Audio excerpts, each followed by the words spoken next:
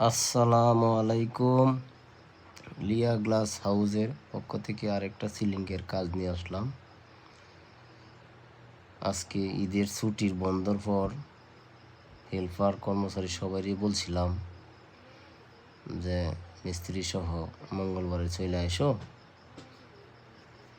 পরে কেউ আসে নাই। পার্টি বলতেছে, ভাই মঙ্গলবারে কাজ যদি না করেন তাহলে আমি চলে যাব, আর কাজ করাইব না। চিন্তা করলাম নিজেও তো কাজ জানি, মিস্ত্রি আসা বৈশা থেকে তো লাভ নাই। পরে কাজটা লাগিয়ে দিলাম। 2 হেল্পার বাসার থেকে বিছায়া বাইর করে আনছি, আর নিজে কাজ করলাম। পার্টিরও উপকার হইল, নিজেরও কথাটা ঠিক রাখার চেষ্টা করলাম। ব্যবসার মূলত হইল পার্টির কথা দিলে, কথা ঠিক রাখলে পার্টিরা অনেক সময় কাজের প্রতি একটা কাজ দেওয়ার জন্য চেষ্টা করে, পাশাপাশি পাশের বাড়ির কাজও পাওয়া যায়। কার কাজ নিয়ে কাজ ঘুরাইলে পার্টিও কাজ দিতে চায় না, পাশাপাশি বাড়ির কাজটাও নষ্ট হয়ে যায়, পাওয়া যায় না। এমন একটা অবস্থায় সবসময় চেষ্টা করি কথা কাজে মিল থাকার।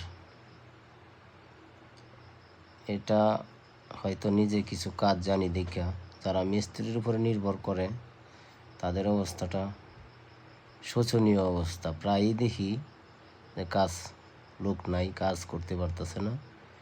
আমি আবার নিজে কাজ জানি বিদায় প্রায় দোকানদারের কাজ আমার বললে আমি নিজেও চেষ্টা করি কইরা দেওয়ার জন্য, পার্টির কথা ঠিক রাখার জন্য। এরকম আমার অনেক লোকই আছে যে মিস্ত্রি ডিস্টার্ব দিলে আমারে ফোন দেয়।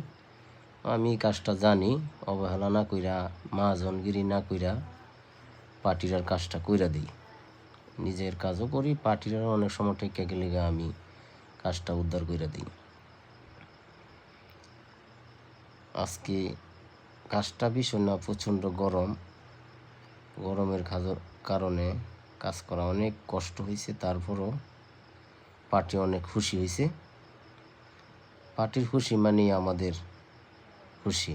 যারা আমরা কাজ করি সবাই জবান ঠিক রাখার চেষ্টা করব। জবান ঠিক রাখলে অবশ্যই আল্লাহ ফয়সালা দেবে, রিজিকের ফয়সালা আল্লাহ করবে, সবসময় কাজ পাওয়া যাবে। সবাইকে ধন্যবাদ জানিয়ে বিদায় নিলাম। আসসালামু আলাইকুম।